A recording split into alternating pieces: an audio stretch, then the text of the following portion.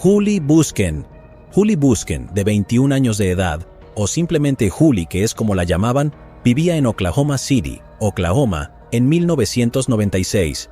Julie nació y creció en Benton, Arkansas, y se mudó a Oklahoma para estudiar en una universidad de la zona. Trabajaba en el campo de golf de la universidad y estaba camino de obtener su licenciatura en danza. Era una aspirante a bailarina clásica y después de la universidad quería abrir un estudio y enseñar a los niños a bailar. Julie era popular y tenía muchos amigos en la escuela. Sin duda, era muy talentosa. La noche del 19 de diciembre de 1996, Julie pasó tiempo con su amigo Ryan James en la casa de sus abuelos. Ryan trabajaba con Julie en el campo de golf y después de la cena vieron una película. Además, hicieron planes para almorzar al día siguiente. Julie se quedó en casa de sus abuelos hasta las 10 de la noche y luego se fue a pasar tiempo con otros amigos. Ella y sus amigos jugaron Monopoly e intercambiaron regalos de Navidad en la casa de uno de los amigos. Al terminar, Julie se despidió, ya que tenía planeado regresar a casa al día siguiente. Su semestre en la universidad acababa de terminar y su compañera de cuarto, Megan, también estaba allí. Julie le prometió a Megan que la llevaría al aeropuerto de Will Rogers al día siguiente a las 5 de la mañana. Así pues, Julie y Megan decidieron pasar la noche despiertas. Salieron de la casa de su amiga y se dirigieron a un restaurante llamado The Kettle alrededor de las 2 de la mañana. Cuando acabaron, Julie y Megan fueron a la gasolinera, cargaron gasolina y compraron un cappuccino. Regresaron a su apartamento un poco después de las 3 de la mañana para recoger las pertenencias de Megan. Al rato, las dos salieron del apartamento nuevamente y se dirigieron hacia el aeropuerto alrededor de las 4:30 a.m. Les tomó 30 minutos llegar allí. Julie dejó a Megan y esta vio a Julie alejarse en su auto, un Red Eagle Summit. Alrededor de las 5:30 a.m., en los apartamentos Dublin West, donde Julie vivía, muchos de los residentes escucharon a una mujer gritar de terror. Uno de los residentes hizo una llamada al 911 para informar lo que habían escuchado. Después de unas horas, Ryan James llegó al apartamento de Julie para su cita de almuerzo programada, pero Julie no estaba en ninguna parte. Por supuesto, su auto también había desaparecido. Ryan entonces reportó su desaparición. Poco después, los padres de Julie llegaron a su apartamento. Habían conducido desde Arkansas para ayudar a Julie con su mudanza de regreso a casa. Pero en lugar de encontrar a su hija, se encontraron con policías que les informaron que Julie estaba desaparecida. 12 horas después de su desaparición, se encontró el cuerpo de Julie Busken en la orilla de un lago a unas 15 millas de su apartamento.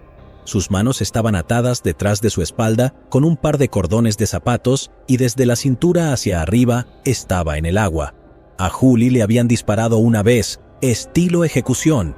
La herida de bala en la parte posterior de su cabeza era de un contacto cercano. También había evidencia de que había sido agredida. En el lago, los investigadores encontraron posibles pruebas en la arena cerca del cuerpo de Julie. Había 2 conjuntos de huellas que bajaban hacia el lago y solo uno regresó. Un conjunto pertenecía a Julie y el otro, la policía creía que pertenecía a la persona que le disparó. Después de examinar la huella y consultar a Nike, se determinó que la huella era consistente con un zapato deportivo Nike Air 2 para hombres de talla 9. A unos 20 pies del cuerpo de Julie, los investigadores encontraron un leotardo rosa arrugado con las iniciales JAB en la etiqueta. Claramente, era de Julie. El leotardo tenía ADN masculino y se guardó para ser utilizado más adelante cuando la tecnología del ADN estuviera más avanzada. Una autopsia confirmó que Julie fue disparada con una sola bala calibre 22. El arma específica utilizada era bastante distintiva, pero hablaremos más de eso después. En aquel entonces, Julie Busken tenía muchos amigos en la universidad, y los investigadores se dispusieron a entrevistar a tantos de ellos como fuera posible. Esperaban que alguien pudiera proporcionar información útil, pero ese no fue el caso. No había nadie que abiertamente no le agradara a Julie, y no había tenido ninguna ruptura ni nada por el estilo. La policía encontró el apartamento de Julie en perfecto orden, y no había señales de ninguna pelea que hubiera tenido lugar. Encontraron su auto en un complejo de apartamentos a solo una cuadra de donde vivía. En el suelo del auto había arena roja que se parecía a la arena roja de las orillas del lago donde se encontró el cuerpo. Esto fue considerado bastante extraño por los investigadores. ¿Por qué alguien secuestraría a Julie, le quitaría la vida en el lago y luego conduciría su auto de regreso casi al lugar exacto donde ocurrió el secuestro? Frustrantemente, no había cabellos, fibras ni huellas extrañas en el vehículo. Tampoco había evidencia de una lucha que hubiera tenido lugar. El teléfono de Julie estaba desaparecido. Los investigadores obtuvieron los registros de su teléfono celular para ver si podrían ser útiles. Los registros del celular indicaron que alguien hizo 2 llamadas después de que ella ya no estuviera viva. Una de las llamadas era para obtener el pronóstico del clima y la otra a un número que no estaba en servicio en ese momento. A pesar de las pistas y una recompensa de $70,000, no hubo avances significativos y el caso se enfrió durante un corto tiempo. Luego, un mes después de que le quitaran la vida a Julie, un hombre llamó a la policía. Dijo que en la noche en que Julie fue secuestrada, vio un auto como el suyo salir delante de él y casi chocar, afirmando que fue cerca del lago. El testigo siguió al auto de Julie durante aproximadamente 8 kilómetros porque quería enfrentarse al conductor. El conductor lo miraba constantemente a través del espejo retrovisor y se alejó a toda velocidad. El testigo alcanzó a ver un vistazo del rostro del conductor y luego tuvo que describirlo a los investigadores. Este es el retrato hablado que hicieron del joven que conducía el auto de Julie alejándose del lago. Posiblemente era un estudiante universitario, seguramente de origen hispano, con cabello negro largo y una constitución musculosa. El retrato hablado se transmitió repetidamente por los medios de comunicación locales en Oklahoma, pero nadie lo reconoció. El caso se enfrió durante 4 años y medio, hasta que la policía recibió una carta de una reclusa del centro de detención del condado de Oklahoma. Dijo que un antiguo conocido suyo podría haberle quitado la vida a Julie. Se trataba de Dennis Stermer, de 23 años. Stermer era un trabajador de la construcción y no tenía antecedentes penales, pero en el momento del crimen vivía a solo 4 cuadras del apartamento de Julie y se parecía al retrato hablado. Stermer se negó a responder cualquier pregunta y no proporcionaría ninguna muestra de ADN, de modo que la policía tuvo que obtener una orden judicial para recogerlo. Su perfil de ADN era muy similar a la muestra tomada del leotardo en la escena del crimen, pero no había una verdadera coincidencia y ya no se le consideró sospechoso. El único pariente masculino era su hermano. Tenía que ser él, ¿verdad? Parecía que el caso sin resolver de 5 años finalmente iba a ser resuelto, pero en un giro inesperado, el ADN de su hermano tampoco coincidía. Una vez más, el caso quedó nuevamente estancado. Tristemente, los padres de Julie tuvieron que aceptar la posibilidad de que tal vez no vivirían lo suficiente como para presenciar la justicia. Los investigadores estaban decididos a evitar que eso sucediera y esencialmente intentaron recolectar ADN de todos los hombres con los que Julie había tenido contacto. Se realizaron pruebas a más de 200 hombres, pero nadie coincidía. Literalmente parecía que el caso nunca se resolvería. 6 años después de que le quitaran la vida a Julie, un hombre llamado Anthony Castillo Sánchez fue arrestado por agredir a su novia. Después del arresto, Sánchez tuvo que proporcionar una muestra de ADN a las autoridades para su análisis. En este sentido, los investigadores notaron algunos hechos interesantes sobre el pasado de Sánchez. En concreto, vivía a solo 1.60 kilómetros de distancia del apartamento de Julie. Una de las novias de Sánchez mostró a los investigadores su diario del mes en el que arrebató la vida de Julie. Había una entrada en la que ella mencionaba que Anthony le había comprado un par de zapatos para correr de la marca Nike, y él también había obtenido un par para sí mismo. Sánchez usaba una talla de zapatos 9. Sin nada más, esto demostraba que Sánchez poseía un par de zapatos de la misma marca y tamaño que las del perpetrador. Curiosamente, una de las exparejas de Anthony tenía un número de teléfono celular que difería en una sola cifra del número que se marcó en el teléfono de Julie después de su fallecimiento. Era posible que Sánchez intentara marcar el número de su expareja de memoria, pero se equivocara en una cifra. Sánchez y su padre tenían la extraña costumbre de disparar armas calibre 22 contra la pared dentro de la casa que alquilaban. Los investigadores recogieron una bala de la casa y determinaron que provenía de la misma arma que se usó para dispararle a Julie. Solo 6 compañías fabricaban armas calibre 22 con las ranuras específicas que se encontraban en las balas. En el año 2004, se comparó el ADN de Anthony Sánchez con el ADN masculino encontrado en el leotardo de Julie, y por supuesto, había una clara coincidencia. Sánchez solo tenía 18 años en el momento del crimen. Es interesante pensar que, si hubiera marcado el número correcto en el teléfono de Julie, lo habrían atrapado instantáneamente. Anthony Castillo Sánchez fue condenado en 2006 y se decidió que pagaría por el crimen con su vida. Hasta marzo de 2023, Sánchez todavía estaba impugnando su condena y afirmaba que su padre era el culpable y no él. Su padre, Glenn Sánchez, se quitó la vida en abril de 2022 y aparentemente le dijo a su novia que él era el culpable desde el principio. Sin embargo, los investigadores ya habían considerado la posibilidad de que el ADN pudiera pertenecer realmente a Glenn Sánchez, y no fue el caso. La probabilidad de que la coincidencia sea un error es de 1 entre 200 cuatrillones para caucásicos, 1 entre 20 quintillones para afroamericanos y 1 entre 94 cuatrillones para hispanos del suroeste, según los documentos judiciales. Anthony Sánchez fue finalmente ejecutado el 21 de septiembre de 2023. Laura Salmon, Murfreesboro, Tennessee, es un lugar en los Estados Unidos que fue escenario de una batalla muy famosa durante la Guerra Civil, la Batalla de Stones River. En los últimos años, Murfreesboro ha experimentado un crecimiento sustancial, con muchas personas acudiendo allí gracias a la universidad. En 1984 ocurrió un crimen que involucró a una estudiante universitaria y que aún se habla hoy en día en la ciudad. El 31 de mayo de 1984, un granjero de Murfreesboro, Tennessee, hizo un descubrimiento impactante de camino a casa. El granjero vio ropa tirada en el campo y decidió acercarse. Cuando lo hizo, notó que debajo de la ropa estaba el cuerpo de una muchacha que solo llevaba un sostén y estaba cubierta con 2 pares de jeans y una chaqueta oscura. La manga de la chaqueta estaba enrollada alrededor de su cuello. Los investigadores determinaron que el primer par de jeans era de ella y el segundo par era de hombre. También se encontró un par de ropa interior sujetado en una de sus manos. Fue identificada como Laura Salmon, una joven de 18 años. Laura nació el 6 de octubre de 1965 en Tennessee. En ese momento, Laura era una estudiante universitaria local. Asistía a la Universidad Estatal de Middle Tennessee en Murfreesboro, Tennessee, y además trabajaba como cajera en la tienda de comestibles Kroger. La autopsia concluyó que Laura perdió la vida debido a un traumatismo contundente en la cabeza. El arma parecían ser las rocas encontradas cerca de su cuerpo. La sangre en esas rocas y otros materiales eran consistentes con haber sido golpeada hasta 10 veces en la cabeza.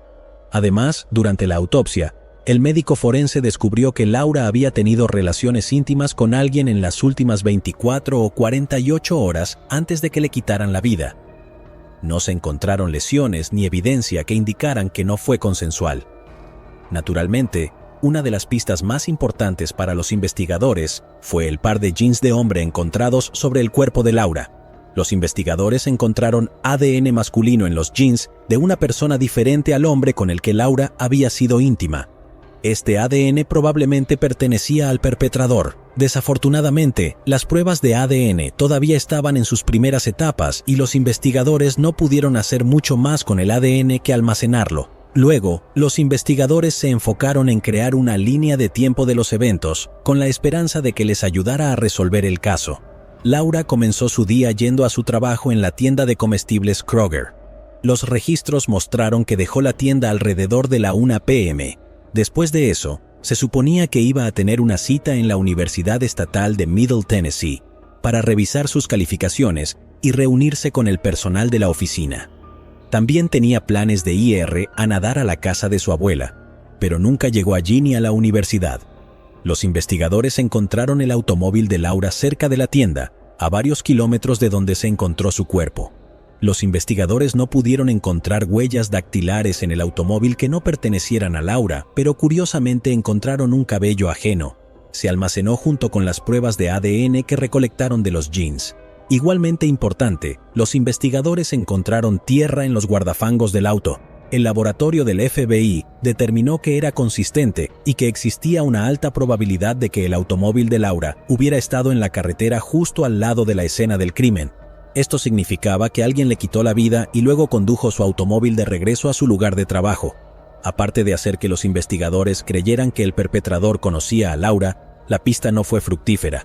Testigos se presentaron y ubicaron a Laura en un club nocturno local la noche antes de que le quitaran la vida.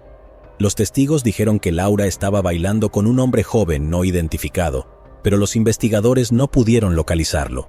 El cuerpo de Laura se encontró en un área que a menudo servía como un lugar de encuentro para estudiantes de secundaria y universitarios, donde iban a festejar, hacer fogatas, etc. La teoría entonces fue que Laura conoció a un chico en el club nocturno después de terminar su trabajo y fueron a Lover's Lane. Allí, Laura rechazó los avances del desconocido y él le quitó la vida. Como los investigadores no pudieron identificar al joven, hablaron con el novio de la escuela secundaria de Laura, David Kyle Gilley. Se sabía que David era del tipo celoso, pero tenía coartada. Su padrastro le dijo a la policía que David estuvo en casa todo el día cuando le quitaron la vida a Laura, por lo que no podía ser responsable. Por lo tanto, fue descartado como sospechoso. Justo cuando los investigadores se quedaron sin pistas que seguir, una mujer en Nashville, Tennessee, llamó a la policía con una posible pista. Afirmó que un hombre llamado John Taylor la había agredido y que, durante el incidente, Taylor aparentemente le dijo que le haría lo mismo que le hizo a Laura. Cuando la policía lo interrogó, Taylor negó haber agredido a la mujer y negó haber hablado sobre Laura o tener algo que ver con ella. Una verificación de antecedentes descubrió que Taylor asistió a la misma universidad que Laura. Incluso era miembro del mismo club de salud, el Olympus Athletic Club and Spa. Taylor también asistió a las mismas reuniones y funciones de la fraternidad que Laura. Aún más relevante, Taylor estaba cerca de la universidad el día en que le quitaron la vida a Laura. Taylor tenía un historial de violencia hacia sus novias o compañeras femeninas. Todo esto aumentó su posibilidad de ser sospechoso. Los investigadores hicieron que los analistas del FBI compararan el cabello de Taylor con el cabello ajeno que encontraron dentro del automóvil de Laura.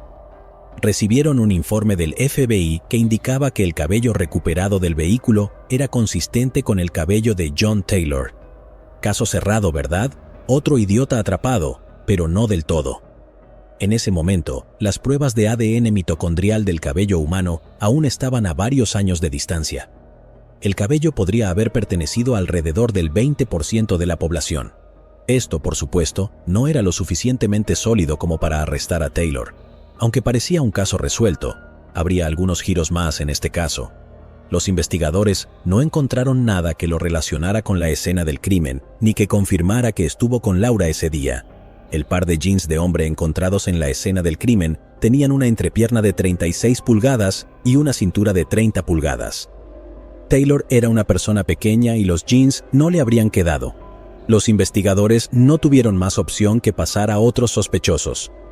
A lo largo de los años, investigaron a más de 100 sospechosos, pero no obtuvieron resultados. La madre de Laura, Lorraine Mackey, hizo una promesa a Laura en su tumba. Prometió que se haría justicia. Lorraine realmente no sabía cómo cumplir esa promesa, pero decidió que era lo último que podía hacer por Laura. Pasaron muchos años antes de que finalmente llegara ayuda. Dan Goodwin era uno de los amigos de Laura en la universidad. Salieron juntos algunas noches antes de que le quitaran la vida a Laura.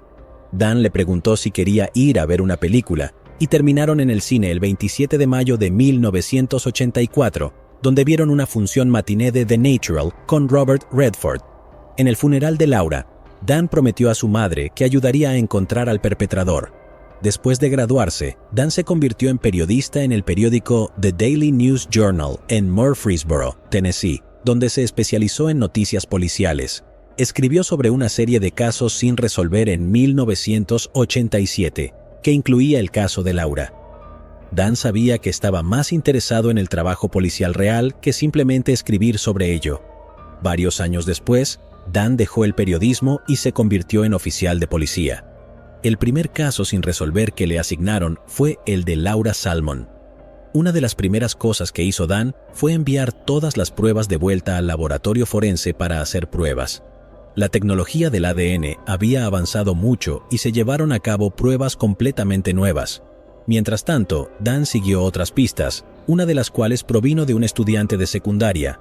En el año 2000, un estudiante de la escuela secundaria Oakland hablaba del caso de Laura Salmon.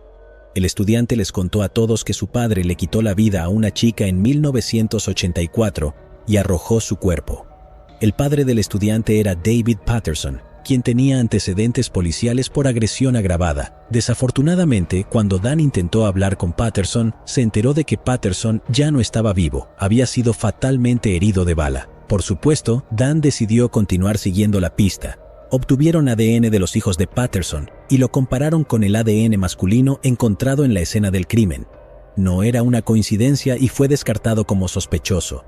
Dan luego volvió a John Taylor, quien inicialmente era sospechoso en el caso. El ADN de Dan tampoco coincidía, por si te lo estabas preguntando. Dan también proporcionó una muestra de ADN que, después de ser probada, confirmó que Dan no era el responsable. Luego, Dan centró su atención en un hombre que pasó desapercibido en la investigación inicial. El nombre que llamó su atención fue David Gilley. Como se mencionó anteriormente, David era el novio de Laura en la escuela secundaria, un año menor que ella. Inicialmente se le descartó debido a la coartada que le dio su padrastro. Sin embargo, Dan descubrió que un testigo se presentó y contradecía directamente esa coartada. El testigo vio a David Gilley conduciendo el automóvil de Laura el día en que encontraron su cuerpo. Lo vio cerca del camino que conducía al área donde encontraron a Laura. Según el testigo, David tenía una expresión en blanco en su rostro y simplemente miraba hacia adelante. Ella pudo identificarlo a través de una alineación de fotos, así como el automóvil de Laura. Dan también observó la propensión de David a la violencia hacia las mujeres en su vida, lo que incluía a Laura Salmon. A veces se enfadaba con ella, la agarraba por la cabeza y la golpeaba contra coches, armarios de la escuela o cualquier cosa que estuviera cerca. Incluso a veces la golpeaba. En una ocasión, le rompió 2 dientes frontales. Dan no podía creer que David Gilley fuera descartado tan rápidamente durante la investigación inicial. David medía aproximadamente 1.88 metros, y los jeans de hombre encontrados en la escena del crimen le habrían quedado perfectamente. Luego, Dan recibió ayuda de Jerry Findley en el caso, quien es un experto en reconstrucción de escenas del crimen. Jerry encontró pequeñas gotas de sangre en los jeans. Eran salpicaduras de impacto de velocidad media. Este tipo de salpicadura generalmente se produce cuando alguien es golpeado con un objeto contundente, como una piedra. La mayoría de las manchas de sangre estaban justo encima de la rodilla, lo que indicaba que el perpetrador estaba de rodillas en el suelo mientras golpeaba a Laura con las piedras. Todas estas pruebas confirmaron a los investigadores que los jeans de hombre pertenecían a la persona que le quitó la vida a Laura. Ya se creía, pero las pruebas de ADN confirmaron que la sangre en los jeans pertenecía a Laura. Luego, Dan rastreó a David Gilley en Florida. En ese momento, Gilley se había divorciado 2 veces y trabajaba en el Departamento de Obras Públicas del Condado de Manatee. Como era de esperar, tenía antecedentes policiales. Había sido arrestado por agresión, intento de robo y resistencia al arresto. Cuando Dan interrogó a Gilley, una vez más negó cualquier participación y dijo que no era responsable de lo que le sucedió a Laura. En un giro extraño, Gilley admitió que los jeans probablemente eran suyos. Cuando los investigadores le dijeron que creían que el dueño de los jeans era el perpetrador, rápidamente solicitó un abogado. Luego, los investigadores obtuvieron una muestra de saliva de David Gilley. El 31 de mayo de 2000, las pruebas de ADN demostraron que Gilley era el donante del ADN encontrado en la escena del crimen y, por lo tanto, responsable de quitarle la vida a Laura. En el aniversario número 16 del crimen, finalmente arrestaron a David Gilley. Dan, el hombre, cumplió su promesa de ayudar a la madre de Laura a resolver el caso, y la madre de Laura cumplió su promesa a Laura de que vería que se hiciera justicia. Se creía que el motivo eran los celos. Si Gilley no podía tener a Laura, pensaba que nadie más tampoco podía. Cuando ella se fue a la universidad y él todavía estaba en la escuela secundaria, ella hizo nuevos amigos y eso no le gustó. La acosaba con frecuencia. La madre de Laura intentó convencer a Laura de que obtuviera una orden de restricción contra Gilley, pero ella tenía demasiado miedo. Los investigadores creían que Gilley de alguna manera convenció a Laura para que fuera a Lovers Lane, un lugar desierto, donde la golpeó repetidamente en la cabeza con piedras. Después de ver que había sangre en sus jeans, Gilley se los quitó y los dejó en la escena del crimen. Luego condujo el auto de Laura hasta su lugar de trabajo, donde más tarde sería encontrado. En septiembre de 2006, David Gilley fue llevado a juicio. La defensa afirmó que la presencia del ADN de otro hombre era una prueba de que otra persona estaba en la escena del crimen. El jurado nunca creyó que el ADN de otra persona en la escena del crimen perteneciera al verdadero perpetrador. Gilly fue declarado culpable de todos los cargos en su contra y condenado a cadena perpetua. Llegados aquí, ¿acaso no has visto este otro crimen? Yo no me lo perdería,